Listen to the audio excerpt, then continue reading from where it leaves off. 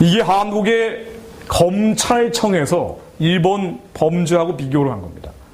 거짓말 범죄. 사기죄가 일본에 17배고요. 위증죄가 671배인데 무고죄. 죄 없는 사람들 죄 있다고 하면서 무고하는 범죄. 4151배 일본보다 많대요. 한국 사람들 거짓말 너무 많이 해요. 한국 사람들 거짓말을 너무 많이 합니다. 우리가 일본 가지고 뭐라고 할 자격이 없어요. 네. 거짓의 영이죠. 한국을 아주 뒤덮고 있어요. 물론 우리 탓만은 아니에요. 한국이 복음통일하면 안 되기 때문에 이 악한 것들이 온갖 나쁜 것들은 다 풀어놓습니다. 그 중에 대표적인 게 거짓말입니다. 얼마나 한국이 거짓말에 쉽게 넘어갑니까?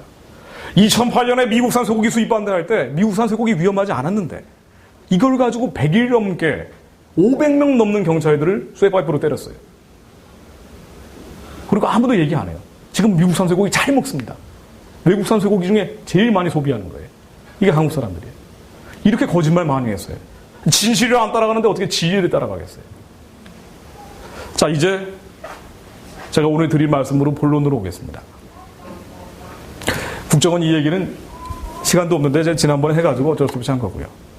자, 북한이 저렇게 흔들거리고 있는데 급변사태 얘기가 나오다 보니까 이제 그러다 보니까 여러 사람들이 통일 얘기를 하기 시작했어요. 박근혜 대통령도 통일이 대박이다. 이게 아주 유행어가 됐습니다. 책 제목인데 통일은 나중에 발생될 이익이 비용보다 훨씬 많다. 사람들이 뭐 여러 개 설명할 필요도 없이 이 말 한마디로 통일 비용 얘기는 상당 부분 줄어들었어요. 언론도 이거 받아서 적다 보니까 통일 비용보다 통일 이익이 더 많다. 뭐 이런 부분들은 굳이 길게 설명하지 않아도 이 한마디로 많이 정리가 됐습니다.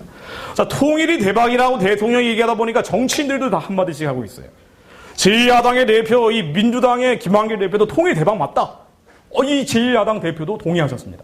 그런데 조금 내용은 어떤 통일이냐에 있어서는 내용은 조금 다른 것 같아요. 통일이 대박은 대박인데 북한 급변 사태는 반대한다 그랬어요. 그럼 어떻게 통일하자는 건지 좀 알쏭달쏭입니다.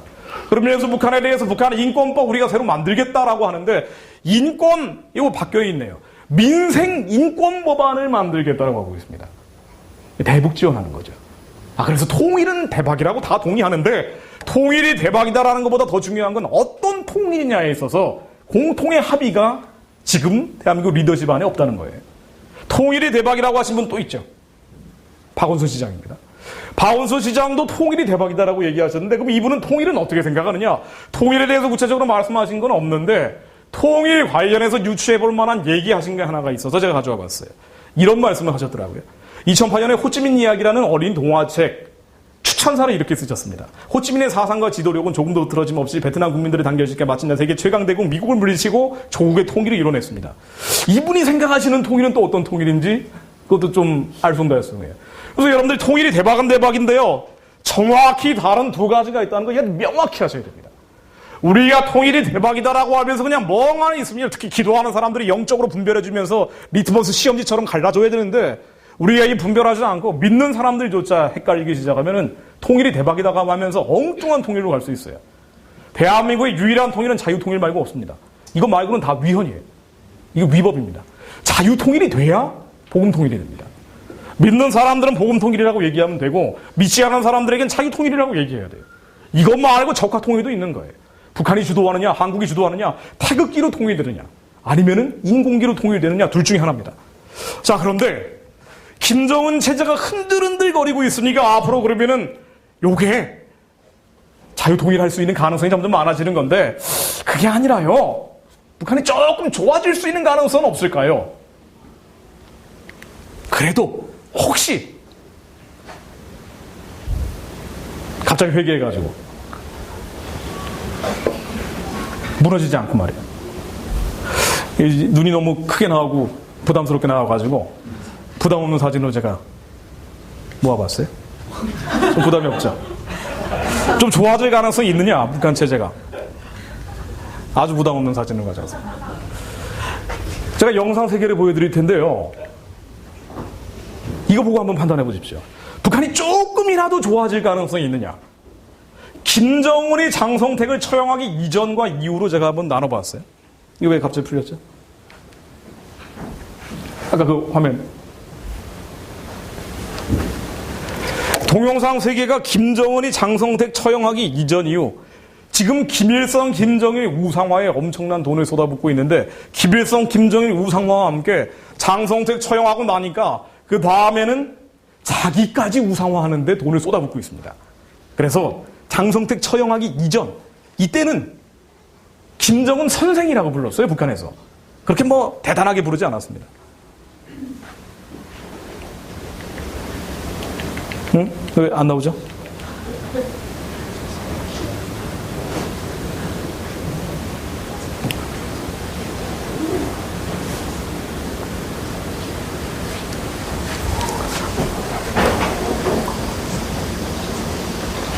응? 그래 놔두면 될 텐데.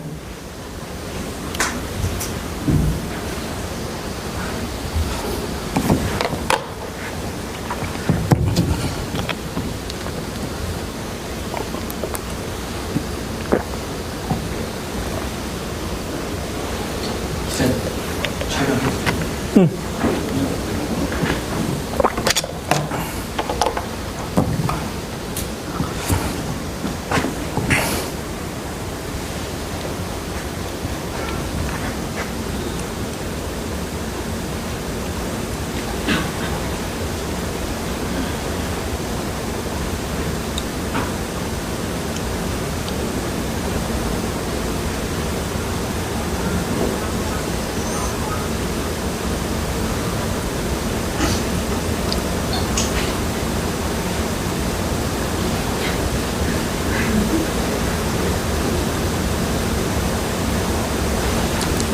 그냥 아예 더 치면 될 텐데.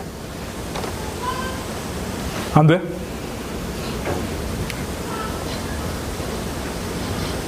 예, 됩니다.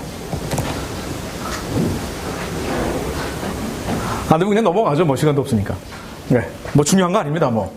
저희 저녁 먹은 거 다 올라오는 영상들이니까.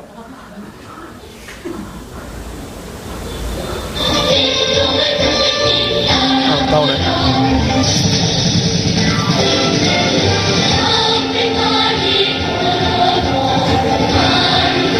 요게 이제 2년 차 때 만든 북한 영상이에요.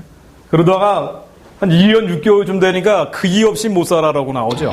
그 일 없이 못 살아 김정은 동지 그 일 없이 못 살아 우린 못 살아 우리의 운명 김정은 동지 그 일 없으면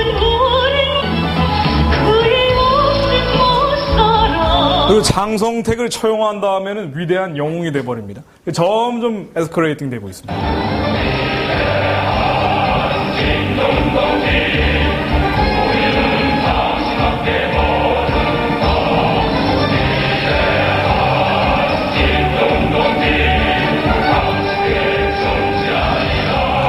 뭐 재미로 가져온 겁니다. 그 소환들은 영상들이고요. 북한이 변화할 가능성은 제가 보기엔 제로입니다. 김정은은 갈수록 자기 우상화까지 하고 있어요. 점점 에스컬레이팅 되고 있습니다. 그리고 주체 사상으로 똘똘 뭉쳐서 핵 절대로 포기하지 않겠다는 거예요. 핵무기를 절대로 포기하지 않겠다고 얘기하고 있는데, 자, 그럼 이 핵무기 제가 한번 정리를 해드릴게요. 이번에 또 핵실험한다라고 하면서 연기 솔솔 피우고 있다고 하는데 북한의 핵기지에서요. 언론 보도로도 나왔습니다. 그럼 도대체 이게 뭐냐? 핵무기가 뭐냐? 북한의 핵은 절대로 포기하지 않겠다고 얘기하면서 우리가 핵무기 갖는 이유는 민족 보위의 보검이다라고 얘기를 하고 있어요. 그래서 이 남한의 주한 미군을 통해 들여올 수 있는 미국의 핵무기는 우리 민족을 죽이는 거지만 우리 민족을 지키기 위한 핵무기이기 때문에 포기할 수 없다. 라고 얘기하고 있는데요. 핵무기를 제가 정리를 해드릴게요. 핵무기라는 게 뭐냐? 이게 한국이 북한에 인질로 하는 아주 그 고속도로가 되는 건데요. 핵무기는 두 가지로 만듭니다. 플루토늄이라는 게 있고 우라늄이라는 게 있어요. 이 물질은 서로 호환이 돼요. 그런데 플루토늄을 순도를 높게 만들든가 우라늄을 농축을 아주 강하게 하든가 이제 둘 중에 하나로 만드는데요. 어쨌든 간에 지금 북한이 가지고 있는 플루토늄, 이게 원료거든요. 50kg이 있다 그래요. 고순도 플루토늄이라는 게. 그리고 요걸 가지고 만들어낸 핵무기가 한 10개 정도 있는 거 아니냐라고 지금 얘기가 나오고 있는데, 그러면은 10개 핵무기가 있다 치고 50kg의 고순도 플루토늄은 어떤 의미를 갖느냐? 요게 어떤 의미를 갖냐면요. 1kg만 있으면, 50kg가 있는데 그 중에 1kg만 있으면은 요 1kg 가지고요, 20kg톤짜리 핵폭발 장치. 이게 2차 대전 때 썼던 건데, 요걸 하나 떨어뜨려가지고 125만 명을 그 자리에서 죽일 수 있어요. 1kg톤짜리가. 그러니까 50kg이라는 거는 엄청난 거죠. 작게 만들어버리면 이건 골치 아픈데, 1kg 가지고 미니 핵폭탄이라고 해서요, 40개를 만들 수 있어요. 그러니까 쉽게 얘기하면은, 지금 북한이 가지고 있는 50kg이라는 고순도 플루토늄 가지고 미니 핵폭탄을 2,000개를 만들 수 있습니다. 그럼 어떻게 되느냐?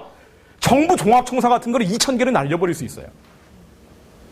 그러니까 핵무기가 작아져 버리면은 가방 같은 데 싣고 와가지고요, 정부 종합청사에 딱 두고 여기다가 핸드폰 하나 갖다 놓은 다음에 중국 가서 전화 걸어서 뻥 하고 터뜨려 버릴 수 있다고요.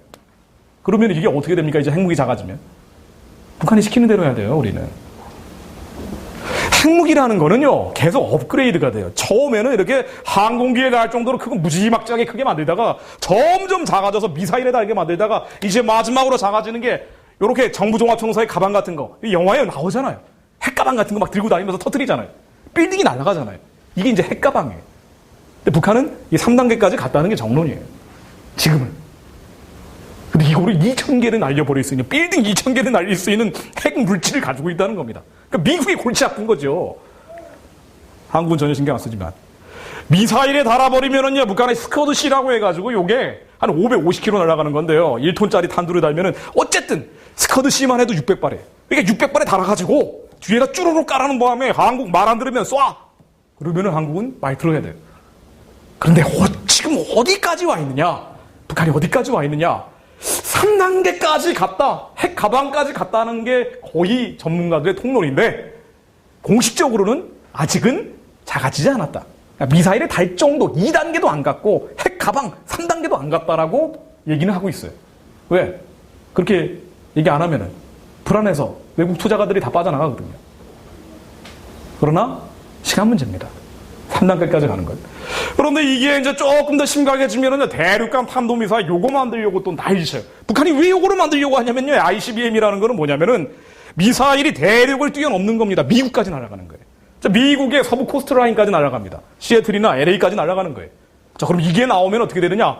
아직 나왔는지 안 나온지 모르지만 날릴 수 있는 능력은 시간 문제입니다. 이것도 앞으로 한 3년, 4년 박근혜 정부 안에. 그럼 이 ICBM이라는 게 나와버리면 어떻게 되느냐? 미사일을요, 미국까지 날릴 수 있다는 거예요. 알래스카나 시애틀, LA까지. 여기다 핵을 달아가지고. 이렇게 됩니다. 이것도 그냥 재미로 한번 가져와 본 건데, 재밌을 일은 아닌데, 사실은. 이게 ICBM이 날아가는 거예요. 북한의 ICBM하고 똑같은 종류입니다. 요거를 북한의 풍계리 같은 데서 날려가지고 쭉 날아갑니다.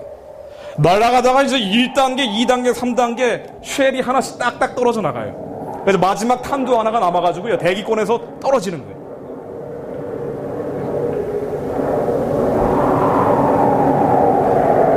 알래스카를 향해 가겠습니다.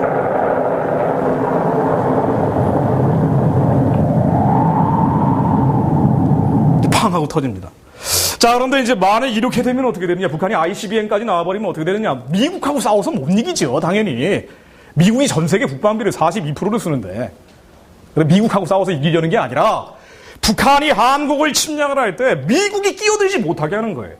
만약 ICBM 한 방만 1,000개를 날려가지고 한 방만 알래스카에 떨어질 수 있는 이 능력만 개발하게 되면은요, 미국이 감히 한국을 지키기 위해서 끼어들지 못한다니까. 이거 위해서 만드는 거예요, ICBM은. 북한이 이런 면에서는 천재입니다. 한 방만 알래스카에 떨어질 수 있는 이 능력만 생겼다, 이게 공식적으로 확인되면 미국은 민주주의 사회예요. 한국이 만약 북한에 의해서 남침을 당했을 때 미군이 끼어들 수 있느냐? 못 끼어듭니다. 999발은 막아도 한 방만 맞으면 미국은 공황 상태로 가버리잖아요. 북한은 잃을 게 없지만. 자, 그런데 지재룡이라고 해가지고 아까 제가 말씀드린 중국 대사가 어제 인터뷰를 했어요. 뭐냐? 핵포기 안 한다. 안 한다는 거예요. 그리고 우리의 평화제의를 받아라. 한미 군사훈련 중단해라. 그리고 육자회담이라는 걸 얘기합니다. 자, 육자회담 제가 잠깐만 말씀드릴게요. 여러분들 속지 말라고. 제가 어디 교회 강연 가서는 뭐 이런 얘기 절대 안 합니다. 네. 여러분들이 저기 자주 오기 때문에 처음 오신 분들이 더 많은 것 같지만 어쨌든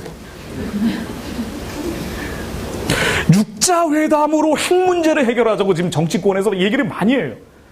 그러면서 지재룡이도 육자회담에 배에 쪽배에 올라타라. 우리가 먼저 올라탔으니까 한국, 미국도 다 올라타라. 육자회담이 뭐냐면 6나라가 모여가지고 회담을 통해서 외교를 통해서 핵을 폐기시키겠다는 겁니다. 자, 이게 가능하냐 말이에요. 가능할 것 같습니까? 직관적으로? 가능할까요? 육자회담은 예전에 했어요. 2003년 8월에서 2007년 7월까지 해봤습니다. 육자회담 하기 전에는 북한이 핵을 가지고 있는지 갖지 않고 있는지 애매한 상태였는데 육자회담을 하면서 시간을 주고 자금을 줬어요. 그랬더니 드디어 육자회담 하던 가운데인 2006년 10월 달에 핵실험을 합니다. 육자회담은 북한이 핵무기 만들기 위한 시간 벌기용, 자금 지원용이었어요. 근데 이거 또 하면 어떻게 돼요? 핵무기는 확실하게 소형화됩니다. 그러니까 2단계, 3단계로 가는 거예요. 그리고 ICBM까지 갑니다. 이거 위해서 북한이 하자는 거예요. 육자회담을. 근데 이거 또 하자 그래요? 북한의 핵실험을 2006년 10월에 한 번 하고 2009년 5월에 또 한 번 하고 2013년 2월, 지난해 2월 달에 또 한 번 했습니다. 첫 번째 핵실험이 육자회담 하던 가운데였어요. 육자회담은 국제 사기극이에요. 자, 이게 프리메이슨이다 아니다 뭐 그런 얘기 할 필요도 없지만 국제 사기극입니다. 이걸 또 해요. 나머지 나라들이야 쇼하니까 좋겠지만 한국은 이해관계, 아니 목숨이 가느냐 마느냐가 결정된 문제인데 이거 또 하면 어떻게 됩니까? 분명히 여러분들 아셔야 되는 거는요. 북한의 핵개발은 운명을 걸어왔어요. 북한 체제에 운명을 걸어온 겁니다. 북한이 핵개발을 시작한 거는 54년부터예요. 김일성이 6.25 사변 때 미국한테 지고 나서 핵만 있으면 통일할 수 있다. 핵만 있으면 주체혁명할 수 있다. 그래가지고 만든 게 핵무기입니다. 적화 통일하려고 만든 거예요. 통일되면 우리께 되는 게 아니고 교회 가니까 청년들이 그러더라고요. 통일되면 우리 거 아니에요? 진짜로 그러더라고요. 너 개종할래? 그러면 주체사상으로? 그런 통일 안 됩니다. 적화 통일되겠죠. 모든 국가의 에너지를 다 핵무기에 쏟아부어온 게 북한입니다. 그러다 보니까 55년에 핵물리학연구소 만들고요. 79년에 본격적으로 핵을 만들기 시작했어요. 원자로를 만들어가지고 중국 몰래, 뭐 중국도 무기내 줬겠지만 영변에 원자로 만들고 89년에 고폭실험이라고 해서 핵실험 사실상 끝냈어요. 그러다가 2000년부터 햇볕 정책으로 남한에서 돈이 많이 오기 시작하니까 드디어 이 자금 가지고 2006년도에 만든 거예요. 돈 준다고 절대 핵 폐기 안 합니다. 많이 줘봤어요. 여러분들 모르고 있는 사실 제가 하나 말씀드릴게요. 미국 국무성 홈페이지에 들어가 있는 겁니다. 2009년, 1995년 이 사이에 왜냐하면 94년도에 제네바 합의라고 해가지고요. 북한의 핵 위기가 처음 터지니까 그때 클린턴 대통령이 북한을 폭격한다 어쩐다 그런 얘기까지 나왔잖아요. 처음으로 북핵 문제가 불거졌어요. 그랬더니 제네바 합의라고. 94년도에 갈루치라는 사람이 이 사람도 프리메이슨이다 아니다 뭐 이런 얘기는 안 하겠어요. 그런데 어쨌든 이런 사람들이 모여가지고 합의를 했어요. 합의해서 절대로 폐기할 리가 없다는 걸 아는데 합의해줬어요. 합의하고 나서 얼마나 많은 돈을 줬냐면요. 95년에서 2009년까지 중유 식량 미국이 준 돈만 따진 겁니다. 12억 8,500만 달러를 줬어요. 공식적으로만. 유엔 통해 준 거는 이거 더 많을 거예요. 근데 미국 행정부가 준 거예요.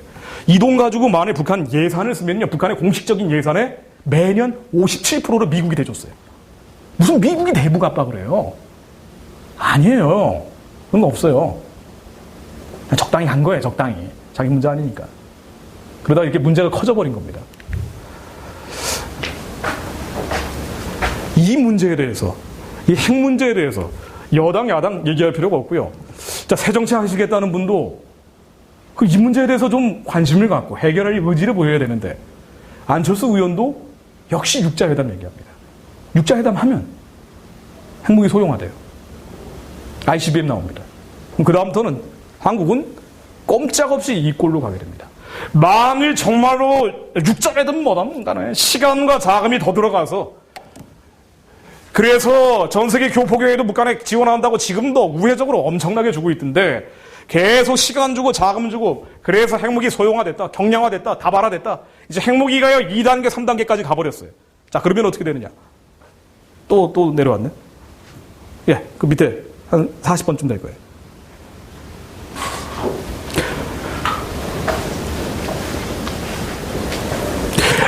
만일 그렇게 되면 어떻게 되느냐? 우리가 정신 못 차리고 에이 통일되면 우리 거야 뭐 이런 여론도 있고 말이에요. 어떻게 되겠지? 그래서 계속 시간 보내면 어떻게 됩니까? 다운이 됐나?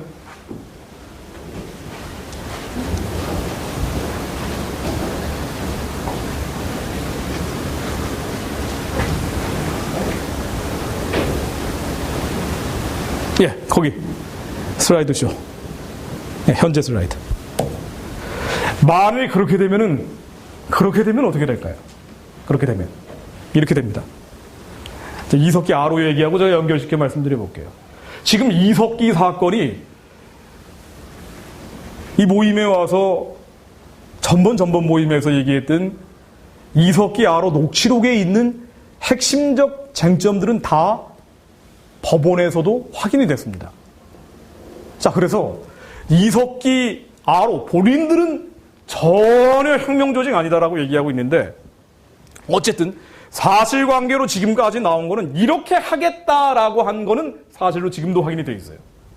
여기에 대해서 그런 의도는 아니었다라고 오리발을 내밀고 있을 뿐입니다.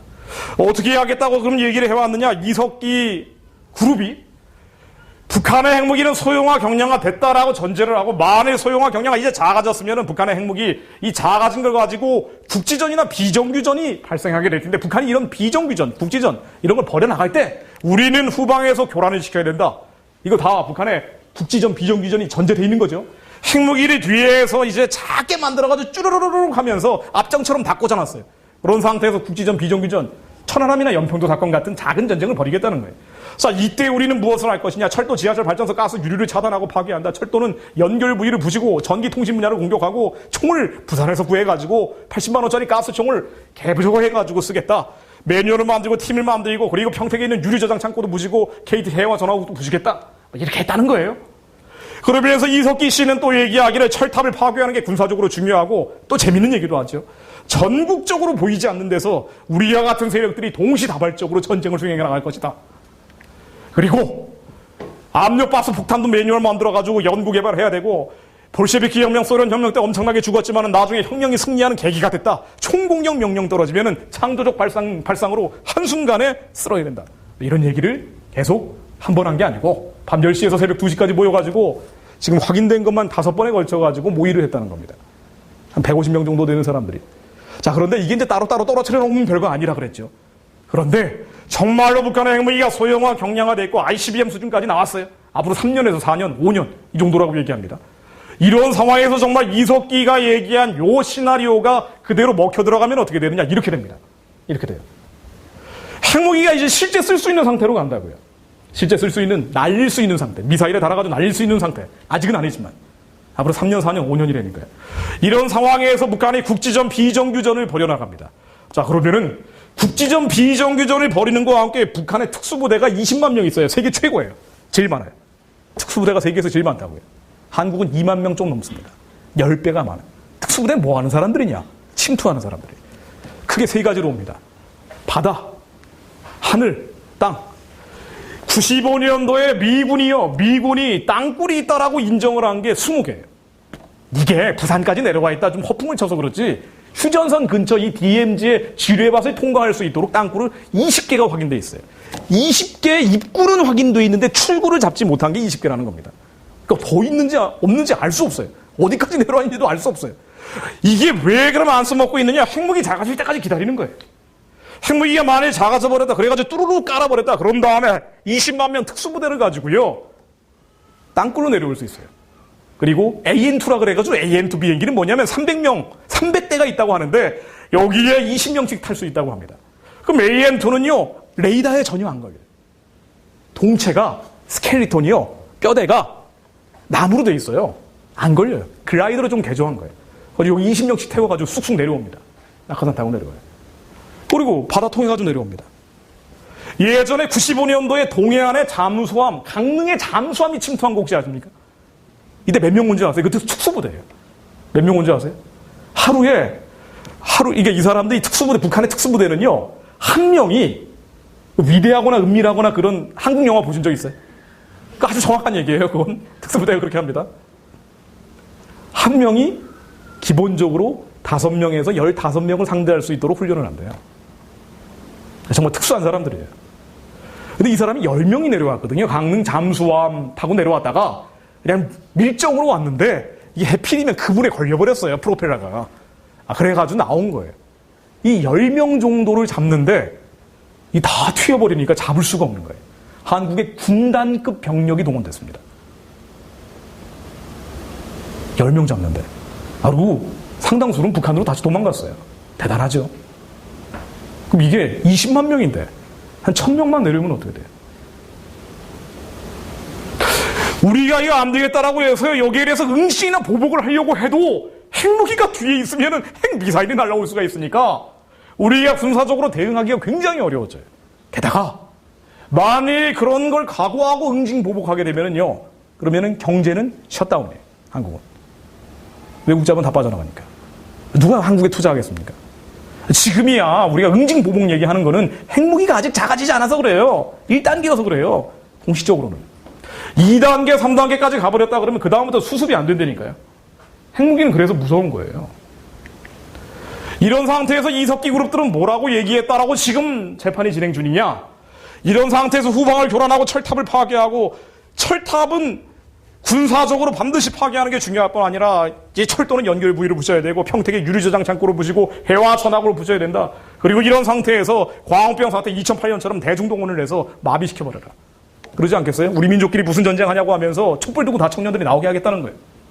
그러면은 이거 할 수 있다. 민족 주체혁명을 완성할 수 있다라고 녹취록에 나옵니다. 자, 이게 내란이냐 아니냐 지금 앞으로 일주일 정도 남았다 그래요. 근데 어떻게 판단할지 몰라요. 그냥 판사 마음이에요. 판사 마음입니다. 그런데 판사도 여론의 분위기를 보죠. 이석기라는 사람이 국회의원, 현역 국회의원인데 저런 모의를 했다. 이건 난 그런 뜻으로 한 건 아니다라고 지금 발뺌을 하고 있지만 이런 발언한 건 다 사실로 확인된 거예요. 자, 그러면은 여기에 대해서 대한민국의 자유민주주의를 지키기 위한 국회라면은 국회의원의 여러 가지 특권들은 제한해야 될 거 아닙니까? 세비 그대로 받잖아요. 정보 그대로 요청하면 다 올 수 있어요. 근데 이거를 여당도 통과시키지 않고 있어요. 별 관심 없는 거예요. 네, 별 관심 없어요.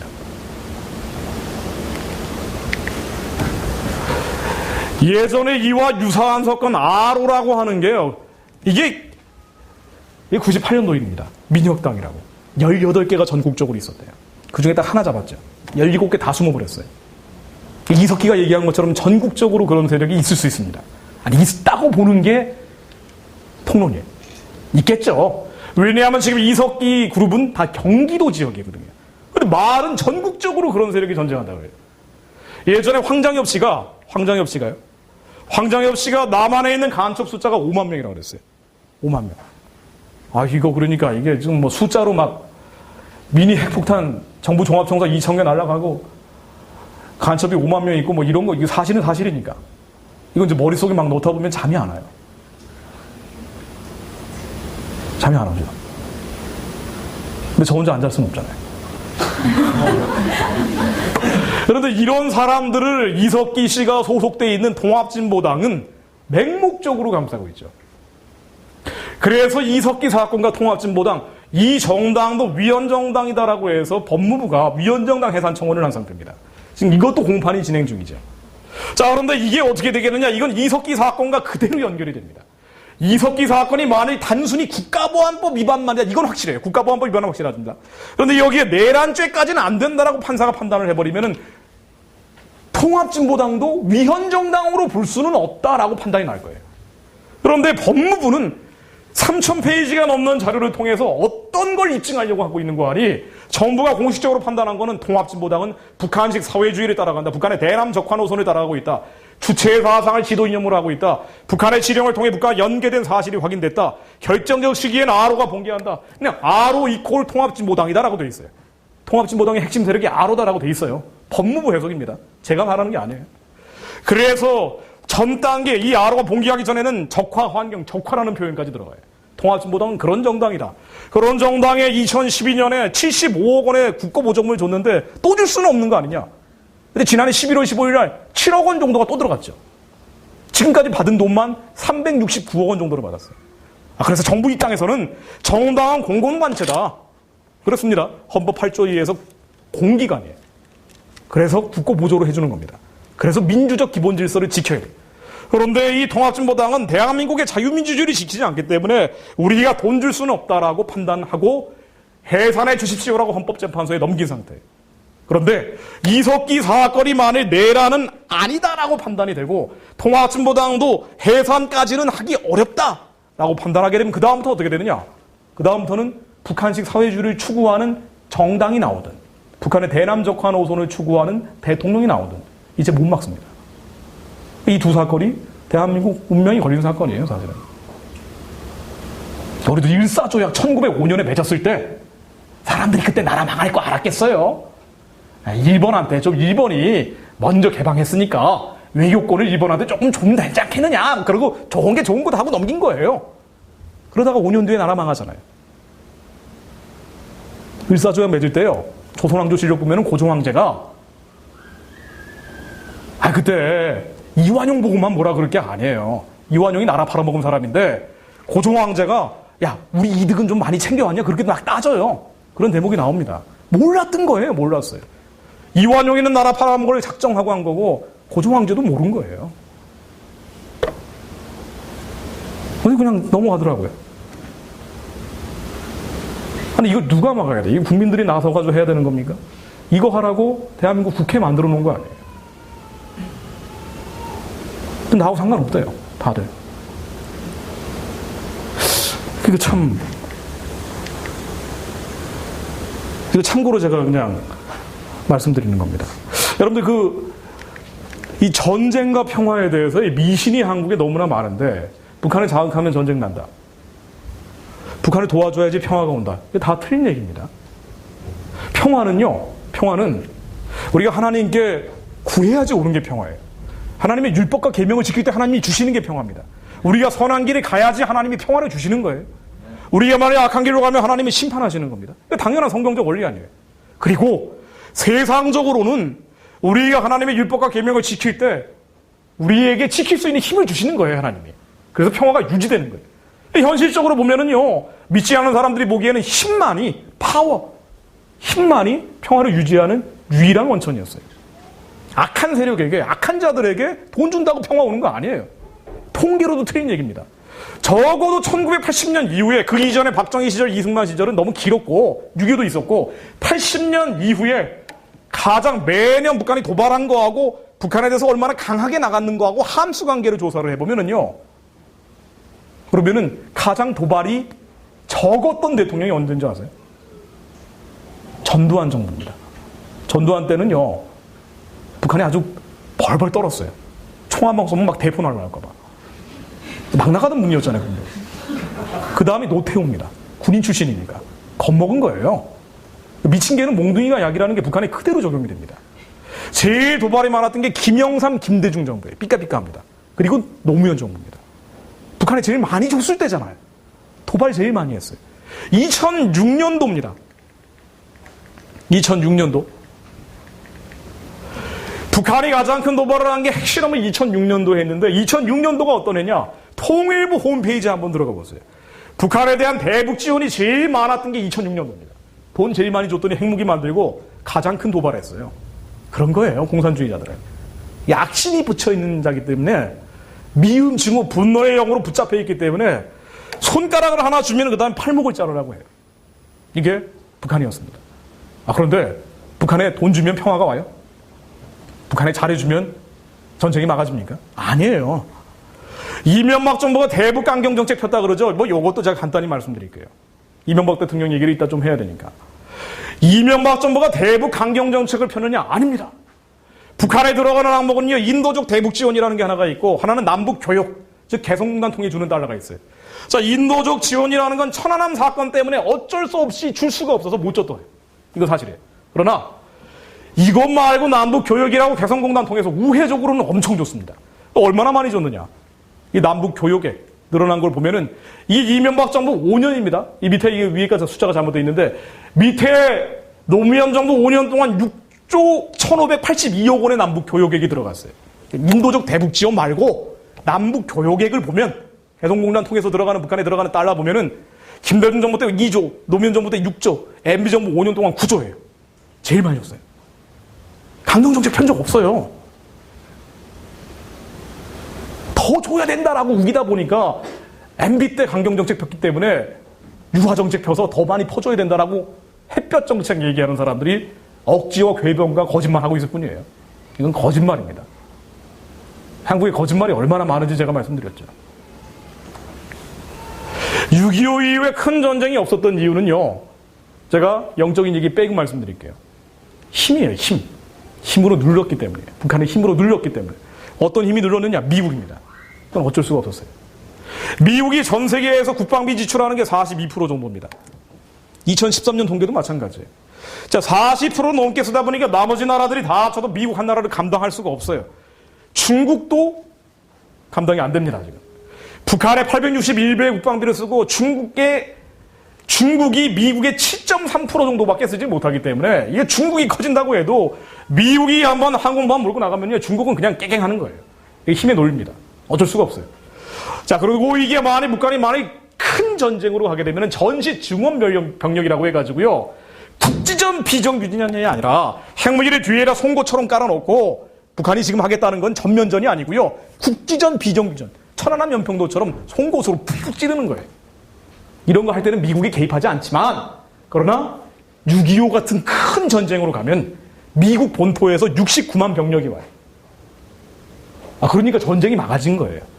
그런데 지금 차원이 달라진 게, 스케일이 달라져 버린 게 핵무기가 나와서 그런 거예요. 전면전은 막아요. 전면전은 미군이 있는 한 막아져요. 막아지는데 지금 북한은 핵무기를 뒤에다 깔아놓고 국지전 비정규전을 일으키면서 남한의 여러 가지 반정부, 반국가 세력들을 동원해가지고 후방 교란을 시키면서, 그러면서 촛불식이 나오게 해서 와장창 하겠다는 거거든요. 이 제3세대 전쟁이라고 합니다. 이걸. 여기에는 이 전시 증원 전력은 전혀 소용이 없어요. 이건 넘어가자. 그래서 만일 한미동맹이 약화되면 어떻게 되느냐? 북한의 전쟁 가능성은 더 높아집니다. 미군이 완전히 나가버리면 어떻게 되느냐? 그러면 안전핀이 빠지니까 전면전으로 갈 가능성도 많아지겠죠. 이렇게 되는 거예요. 그런데 만일 이걸 우리 돈과 우리 피로 메워야 된다면, 그러면 이거 감당이 안 되는 겁니다. 그래서 왜 60년 동안 대한민국이 경제 발전을 했느냐? 미군이 있으니까 안보를 책임져 준 거예요. 그러다 보니까 우리가 경제에 집중한 겁니다. 그래서 경제 개발한 겁니다. 5,000년 동안 맨날 전쟁 외침에 시달렸던 민족인데, 자, 이 전쟁 외침이 5,000년 동안 시달리다가 지난 60년 넘게 없다 보니까 경제적으로 비약을 한 거예요. 이게 원동력이 한미동맹이었습니다. 그런데 우리가 나중에 통일을 하려고 해도요, 이 힘은 봐야 됩니다. 미국이 좋은 나라인지 나쁜 나라인지 그거 보자는 게 아니고요, 힘이에요. 한반도라는 건 5,000년 동안 중국은 뒤통수에 망치, 일본은 심장을 겨누는 단도라 그래요. 그래가지고 일본이 올라오고 중국이 내려오고 5,000년 동안 5년에 한 번씩 외침을 당했어요. 전쟁을 겪었습니다. 자, 이렇게 항상 시달리던 민족이 왜 지난 60년 동안 풍요와, 왜 지난 60년 동안 번영과, 왜 지난 60년 동안 평화를 누렸느냐? 더 큰 힘이 있었기 때문에. 더 큰 힘. 이게 미국이었던 겁니다. 근데 한국에서 이제 미국이라는 에너지가 빠져나가기 시작하니까 미국도 기독교 문명이 약해지고 한국과 기독교적인 연대감이 이제 슬슬 풀리기 시작하니까 이 틈을 비집고 들어오는 겁니다. 지금 중국 때문에 통일 안 된다는 얘기 많이 하지만 독일 통일에서도 마찬가지인데, 이 박성조 교수라고 독일 통일의 원동력이 뭐냐 그랬더니 미국의 지원이다라고 얘기한 사람이에요. 자, 그래서 한국이 나중에 통일을 하려고 해도, 갑자기 얘기가 나왔네. 통일을 하려고 해도 미국의 도움이 있어야지 중국의 반대를 누를 수 있어요. 근데 미국의 도움만 있으면 중국이 10만 명 군사훈련을 하든 말든 그건 우리가 걱정할 문제가 아니에요. 앞으로 적어도 30년은 중국이 미국과 전쟁할 수가 없어요. 현실적 힘으로. 미쳐서 할 수는 있겠지만. 적어도 합리적 판단을 한다면. 그래서 통일하기 위해서는 한미동맹이 필수적입니다. 그리고 독일 통일도 마찬가지였다고 다들 하는 얘기예요. 자, 그렇다면 여기에서 한 가지 더. 김정은이 좀 맛이 갔는데 이 맛이 간 애가 난리를 쳐도 한미동맹 미국만 믿으면 되는 거 아니냐. 당신 친미주의자 같은데 미국만 믿으면 우리가 전쟁도 막고 국지전 비정규전도 막고 그리고 김정은이 미친 짓 하는 것도 다 막을 수 있는 거 아니냐라고 하는 생각을 할 수가 있어요. 자, 그러나 그건 아닙니다.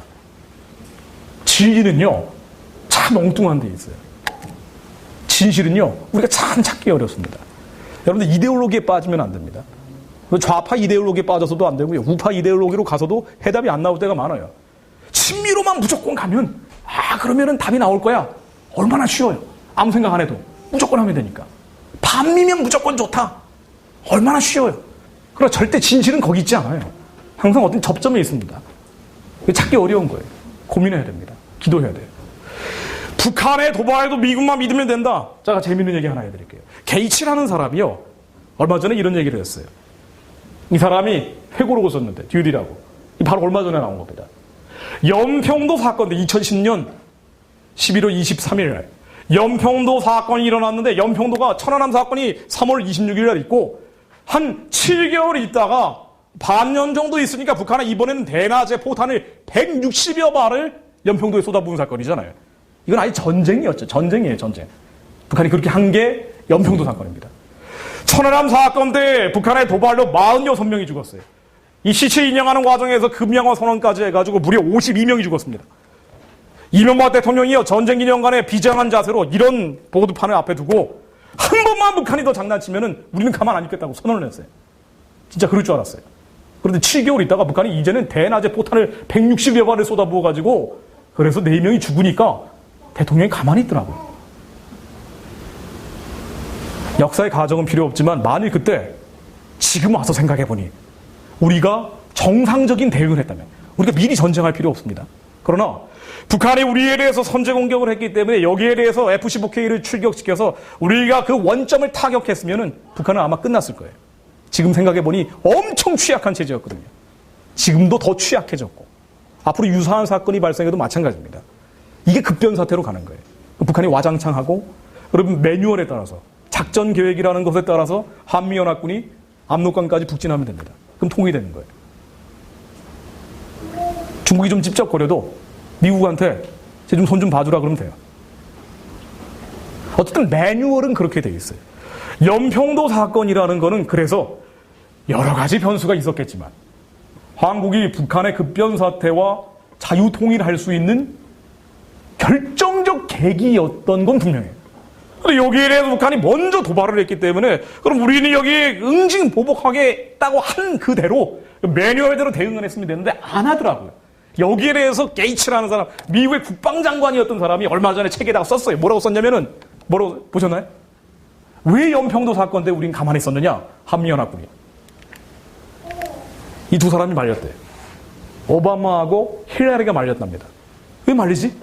미국인데? 우리 편 아니에요? 왜 말리죠?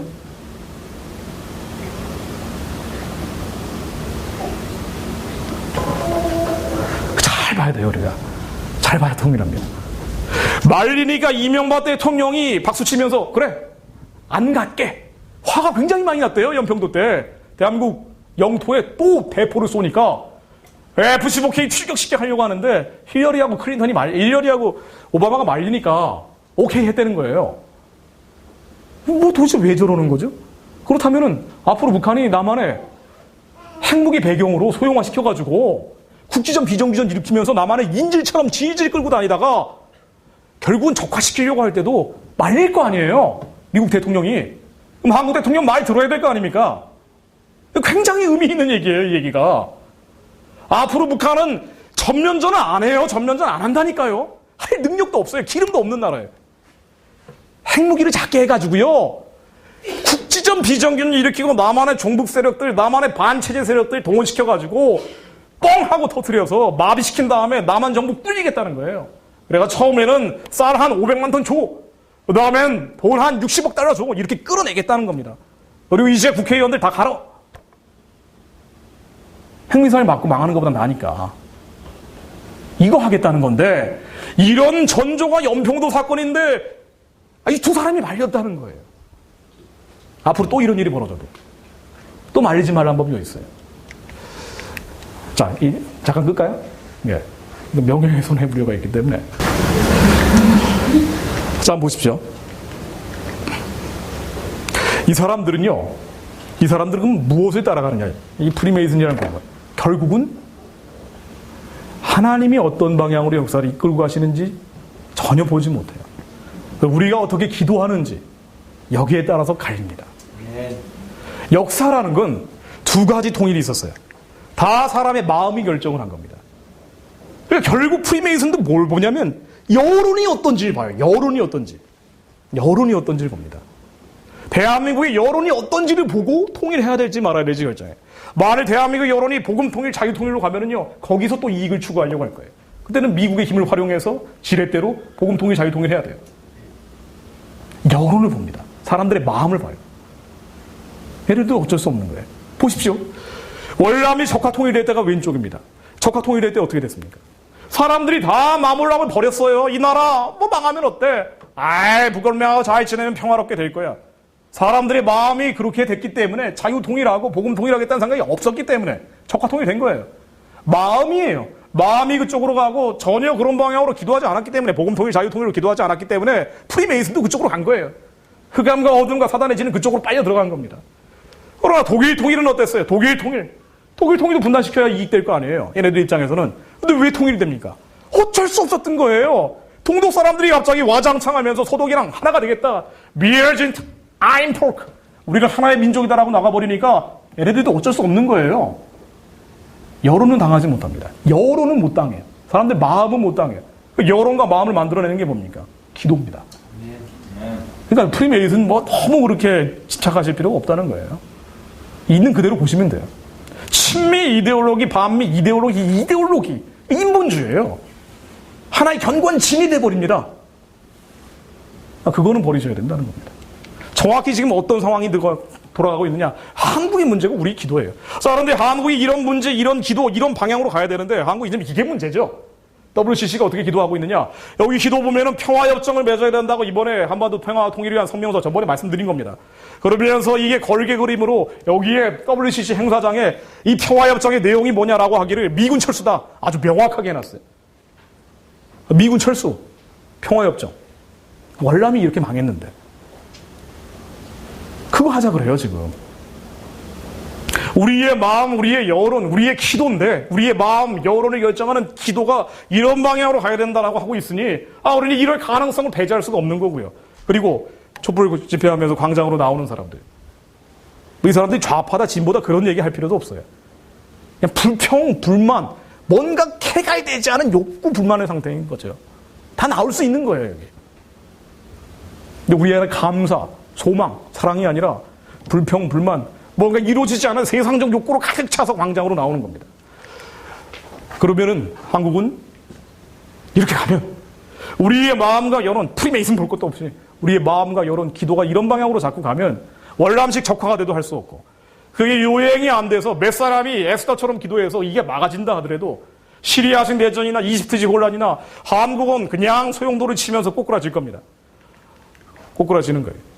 북한의 요행이 몇 사람이 기도해서 망한다 하더라도 중국의 속국으로 돼버리고요. 한국도 중국 눈치 보며 사는 거예요. 경제는 망가지겠죠. 제2의 IMF. 이게 심판입니다. 이게 심판입니다.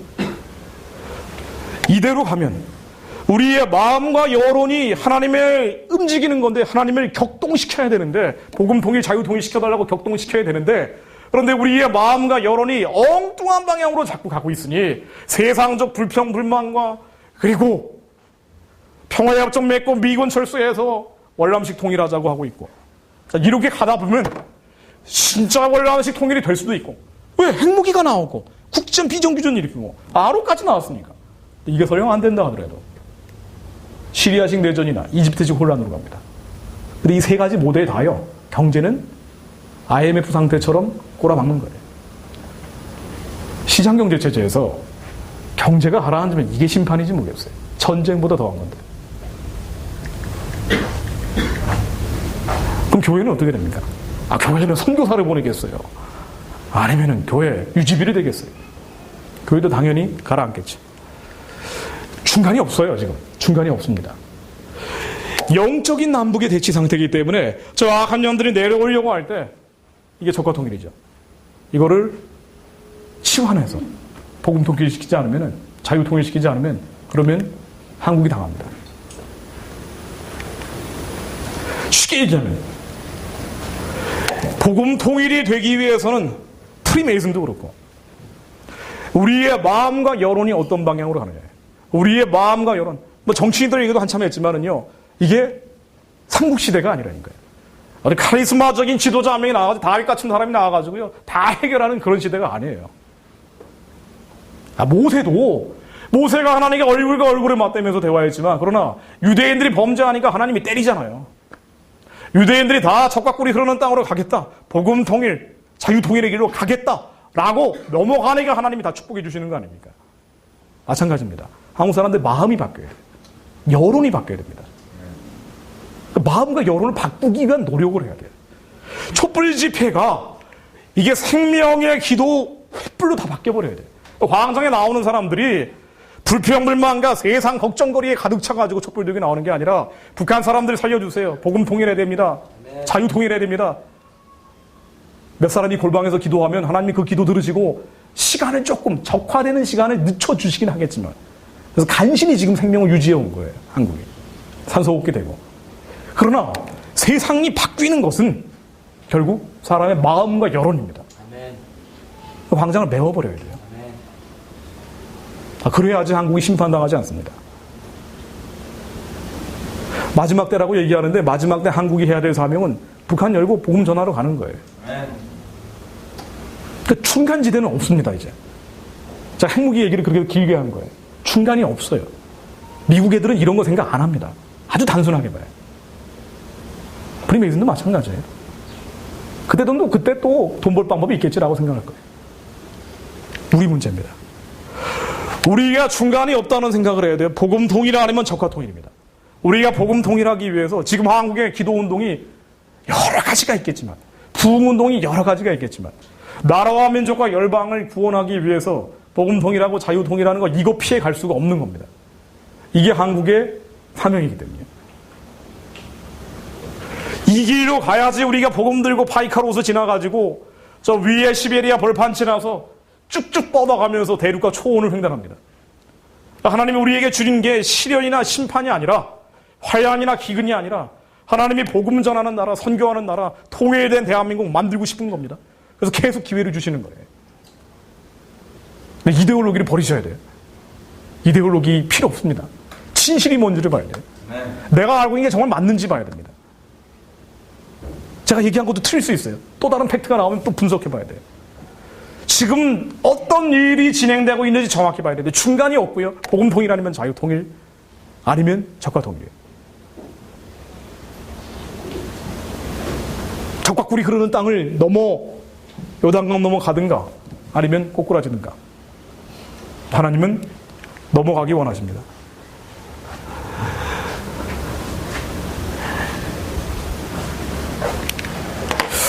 제가 이 선거 문제까지 얘기하다가 얘기가 길어졌는데 정말 해야 될 얘기는 많지만 여기까지 정리하고 제가 다음에 기회가 되면 또 말씀을 드릴게요. 정말 중간이 없어요. 핵은 정치 무기고요. 절대로 북한은 포기하지 않습니다. 본인들이 그렇게 얘기하고 있고 앞으로 남한 상대로 도발하고 공갈을 치고 협박하고 별의별 일들이 나오고요. 그리고 한국 정치인들은 정신 못 차리고 우왕좌왕할 거예요. 그러니까 이 다른 거 다 제껴놓고 여러분들이 빛이 되셔야 됩니다. 빛이 돼서 아주 심플하게 얘기하면 여러분들이 한 100명 정도 북한 사람들 살려내자고 광장으로 데리고 나올 수 있는 동원 능력이 생겨야 돼요. 참 어려운 일이죠. 나 한 명 건사하기 어려운데. 저도 계속 기도하는 게 그겁니다.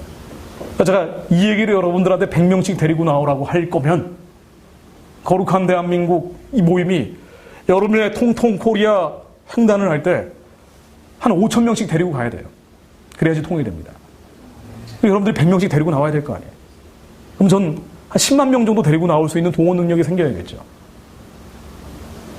요 며칠 하도 걱정이 돼가지고 어떻게 해야 됩니까, 하나님? 잠도 안 와요. 박근혜 대통령 조금 잘하고 있는 것 같긴 한데 이건 도대체 정치권에 보면 희망이 없잖아요. 희망이 없잖아요. 어떻게 해야 됩니까? 방법 딱 하나입니다. 내가 빛이 되는 것밖에 방법이 없어요. 내 안에 모든 어둠이 사라지면 빛 가운데로 사람들은 모여들게 되겠죠. 그러면 10만 명 모이라고 안 해도 귀찮을 정도로 모여들겠죠. 여러분들 100명 안 모으려고 해도 여러분들이 빛이 되면, 여러분이 세상의 소망이 되면, 여러분이 사랑 그 자체가 되면 사람들은 다 모이게 될 겁니다. 여러분 안에 절망과 여러분 안에 우울과 모든 낙심과 낙담과 어두움들, 음란이 다 예수 그리스도 이름으로 떠나가면, 그래서 여러분들이 승리하면, 여러분들의 영이 모든 눌림으로부터 자유로워지면 사람들은 그 빛 가운데로 모이게 되겠죠. 여러분들이 회복되고 여러분들이 구원받고 여러분들이 완전히 모든 어둠으로부터 자유로워지는 게 북한이 오는 길입니다.